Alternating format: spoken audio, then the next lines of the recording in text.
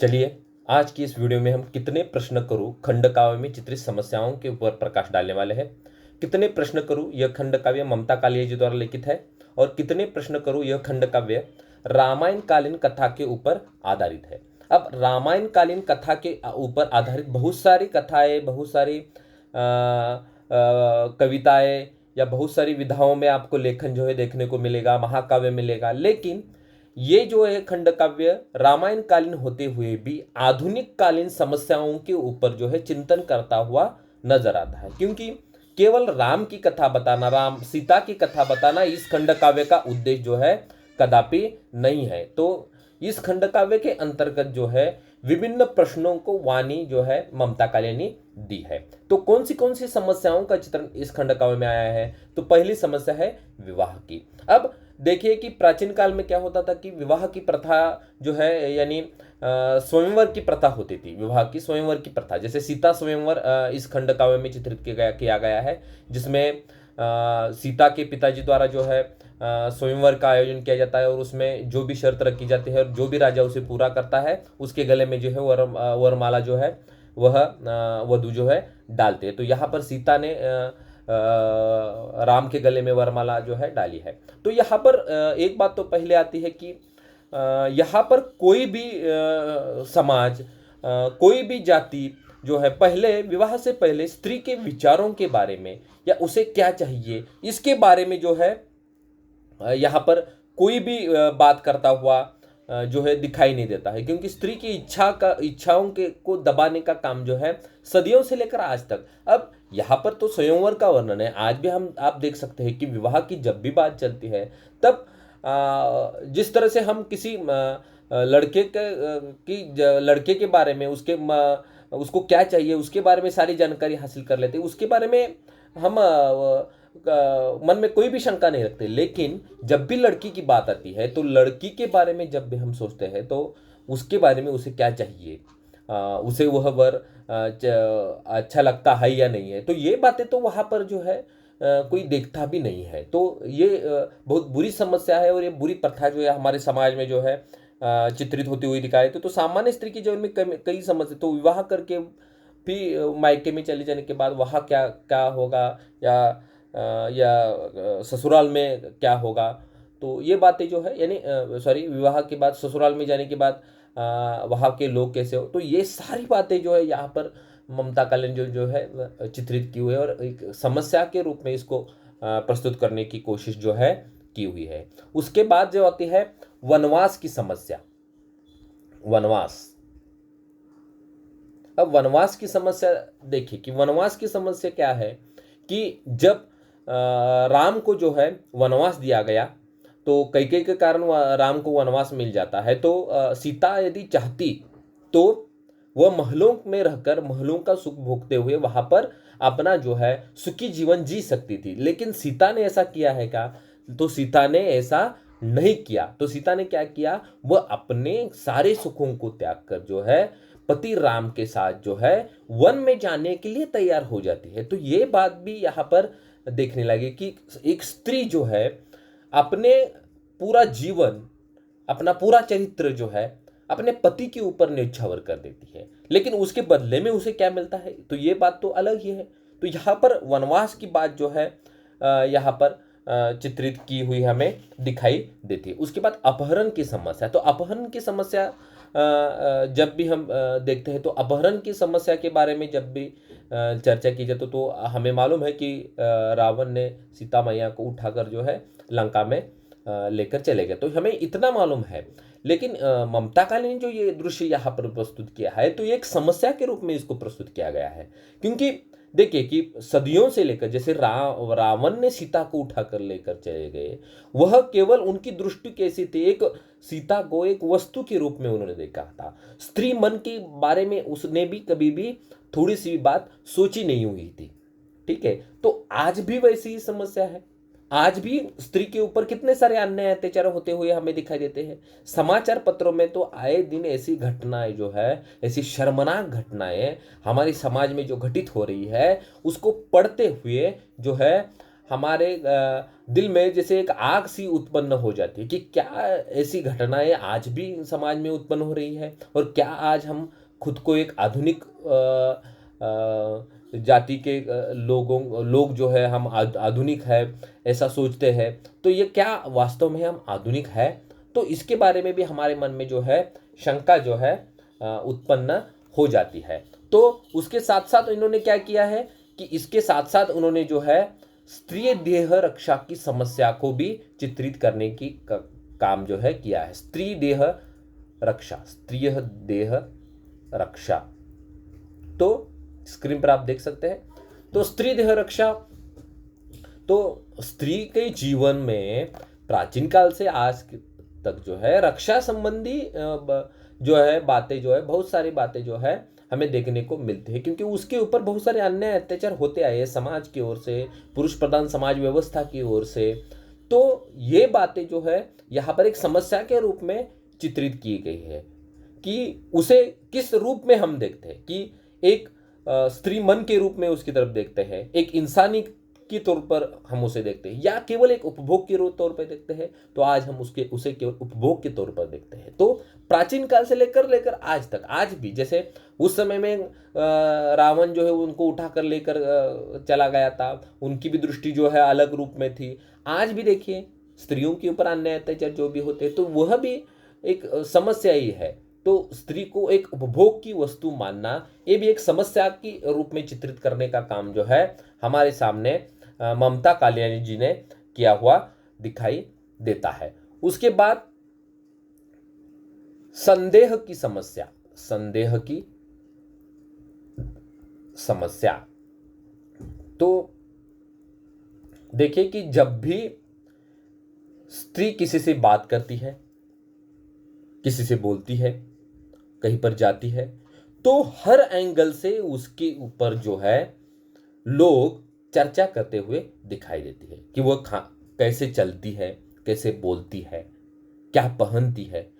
ये केवल स्त्रियों के लिए है। कभी भी हम ऐसा कभी देखते हैं कि इस पुरुष ने ये पहना है, ये उसके साथ बोल रहा है, तो इसके बारे में कोई चर्चा नहीं करेगा। लेकिन स्त्री के चरित्र के बारे में, उसके बारे में हर समय संदेह की दृष्टि से उसकी तरफ जो है देखा जाता है। तो ये पुरुष प्रधान समाज व्यवस्था की एक सड़ी गली जो है मानसिकता हमारे सामने आती हुई दिखाई देती। तो संदेह की समस्या, तो संदेह की समस्या उस काल में भी थी। जैसे रामायण काल में राम ने जो है स्त्री के सीता के चरित्र के ऊपर जो है संदेह लिया था। चाहे वह उन्होंने क्या किया था कि अपने जनता की बातें सुनी थी, कि जनता की बातों को सुनकर उनका जो है बातें सुनकर जो है सीता को जो है त्यागने का प्रयास जो है या काम जो है उन्होंने किया था। तो ये समस्या जो है उस काल की केवल नहीं तो आज भी हमें संदेह की दृष्टि से नारी की तरफ हम देखते हैं, तो उसके ऊपर जो है कड़ी आलोचना करने का काम जो है यहाँ पर ममता कालिनी जो है किया हुआ हमें दिखाई देता है। उसके बाद जो आती है वह है अग्नि परीक्षा की समस्या। अब अग्नि परीक्षा की समस्या के बारे में देखिए, अग्नि परीक्षा आप स्क्रीन पर भी मैंने वो लिख कर दिया है, चाहे तो आप लिख कर इसको रख सकते हैं। तो अग्नि परीक्षा की समस्या, तो अग्नि परीक्षा समस्या के बारे में देखिए तो आपको तो पता ही है कि अग्नि परीक्षा जो है सीता मैया की जो है ली गई थी। तो जब रावण जो है सीता मैया को उठा कर ले गए थे, और जब बाद में राम रावण युद्ध हो गया, और बाद में जो है रावण को परास्त करके जो है राम जी सीता मैया को अयोध्या वापस लौट कर ले आते हैं। तो उस समय में जो है आप देख सकते हैं कि जनता की बातें सुनकर जो है सीता की परीक्षा जो है राम जी लेना चाहते हैं।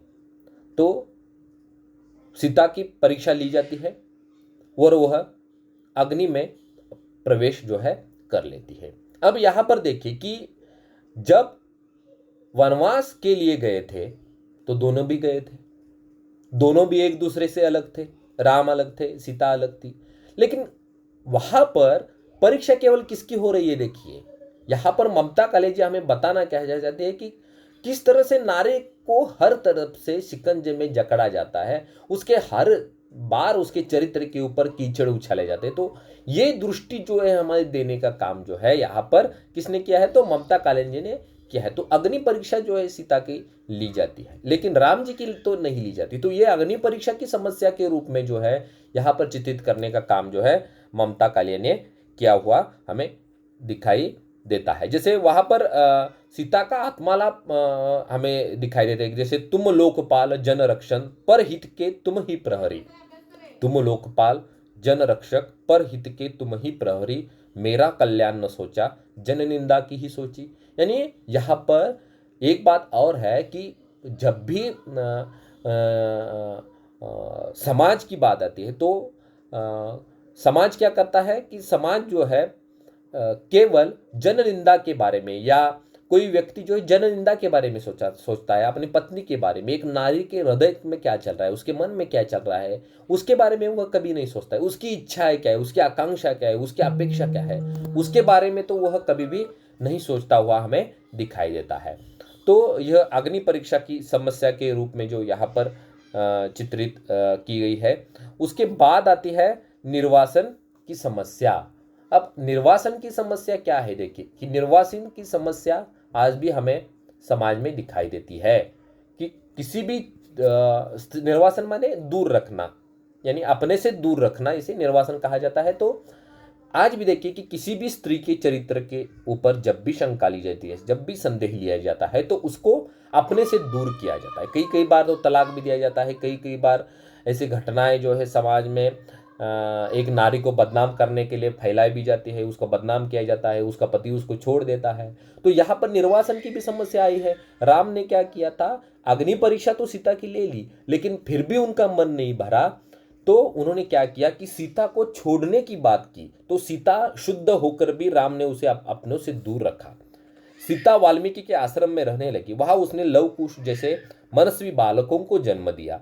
ये दोनों बालक होनहार थे। सीता और इन बालकों पर क्या गुजरी होगी, जबकि सीता अयोध्या की रानी और लव कुश अयोध्या के वारसदार थे। सोचने की बात है। कवित्री ने बड़े प्रभावी ढंग से आज की स्त्रियों की निर्वासन की समस्या को सीता के कथानक के माध्यम से चित्रित करने की कोशिश जो है की है कि यहाँ पर स्त्री मन की अपेक्षाओं, इच्छाओं को प्रस्तुत करने का काम जो है यहाँ पर किया हुआ हमें दिखाई देता है।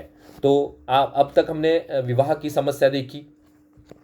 विवाह की समस्या के बाद जो है हमने अपहरण की समस्या देखी, स्त्री देह की रक्षा की समस्या को देखा, संदेह की समस्या को देखा, उसके बाद निर्वासन की समस्या को देखा। उसके बाद आता है आक्रोश की समस्या। अब ऐसा नहीं है कि आक्रोश जो है स्त्री जो है प्रकट करती नहीं है, तो सदियों से वो आक्रोश प्रकट करती आई है। जब सीता को तीसरी बार उसकी परीक्षा लेना राम जो है जब लेना चाहते हैं उस यज्ञ के समय में, तो सीता उसके लिए साफ इनकार कर देते कि मैं अब ये करना नहीं चाहती हूँ, और फिर मैं परीक्षा देकर क्या करूँगी और मुझे क्या हासिल होने वाला है। तो हे पृथ्वी माँ, तुम मुझे अपने में समा लो। तो वहां पर पृथ्वी जो है पृथ्वी के अंदर जो है सीता मैया समा जाती है। और जैसे कोई स्त्री जो है अपने मायके चली जाती है, उसको जैसे वैसा सुख मिलता है, उस तरह सुख जो है सीता को मिल रहा है। और उसके मन में एक ग्लानि है कि किस तरह से एक पुरुष प्रधान समाज व्यवस्था एक नारी को किस दृष्टि से देखता है। तो यहाँ पर उनका आक्रोश दिखाई देता है। यहाँ पर उन्होंने विद्रोह किया है कि नहीं नहीं, मैं ऐसी बात करने वाले नहीं हूँ। मैं हर बार किसी के सामने गिड़गिड़ाकर मुझे कोई मेरी परीक्षा देने की जो है बात मैं कभी भी नहीं करूँगी। तो ये यहाँ पर जो है स्त्रीता के माध्यम से एक आक्रोश जो है प्रकट करती हुई हमें दिखाई गई है। वहाँ पर देखिए कि माँ के गृह से कम ये आश्वासन तो होगा, सम्मानित रह पाऊंगी, संशय का दंश न होगा। यानी वहां पर तो संशय लेने वाला मायके में कोई नहीं होगा, वहां पर सम्मान तो मिलेगा। तो इसके लिए वहां पर वो सबको छोड़कर चल जाती है, वहां पर विद्रोह करती है, वहां पर आक्रोश करती है। तो ये आक्रोश जो है यहाँ पर चित्रित करने का काम जो है ममता कालिंदी जी ने किया हुआ हमें दिखाए। तो इसके साथ साथ स्त्री की प्रश्न, स्त्री जीवन से संबंधित और विविध प्रश्नों को वाणी देने का काम जो है यहाँ पर किया हुआ देखा देता है। जैसे स्त्री जीवन के विविध प्रश्न, तो स्त्री जीवन के विविध प्रश्न होते हैं, उसकी इच्छाएं होती है, अपेक्षाएं होती है, आकांक्षाएं होती है, उसकी अलग अलग समस्याएं हो सकती है। तो उन समस्याओं के बारे में कौन बोलेगा? तो कवि की कला अद्भुत होती है। उन्होंने इस कला का मूल मंत्र समसामयिकता होता है। कथानक चाहे इतिहास हो या पुराण से क्यों न ग्रहण किया हो, पर इसका उद्देश्य समाज हित जो है उसमें निहित रहता है। यानी यहाँ पर कथानक पौराणिक है, लेकिन यहाँ पर ममता कालिंदी ने स्त्री जीवन के प्रश्नों की समस्याओं को वाणी देने का काम जो है किया है कि स्त्री जीवन से संबंधित न जाने कितने प्रश्न आज तक अनुत्तरित रहते हैं। इस समस्या के निराकरण के लिए पाठकों, श्रोताओं और समाज को कवित्र ने सोचने पर जो है मजबूर किया है। तो इसी कारण इस खंड काव्य के अंतर्गत जो है ममता कालिंदी ने आधुनिक जीवन में व्याप्त नारी जीवन की विविध समस्याओं को चित्रित करने का काम जो है किया है। उसमें वह विवाह की समस्या होगी, निर्वासन की समस्या होगी, अपहरण की समस्या होंगी, संदेह लेने की समस्या होंगी, खुद की रक्षा की समस्या होंगी, साथ ही स्त्री जीवन की विविध प्रश्नों की समस्या होंगी। तो ये विविध प्रश्न जो है यहाँ पर ममता कालिंदी ने इस खंड काव्य के माध्यम से चित्रित किए हैं। तो यदि आपको कोई शंका है तो आप मुझे मैसेज कर सकते हैं, तो या कमेंट बॉक्स में कमेंट कर सकते हैं। तो ठीक है, आज के लिए इतना ही काफ़ी है। धन्यवाद।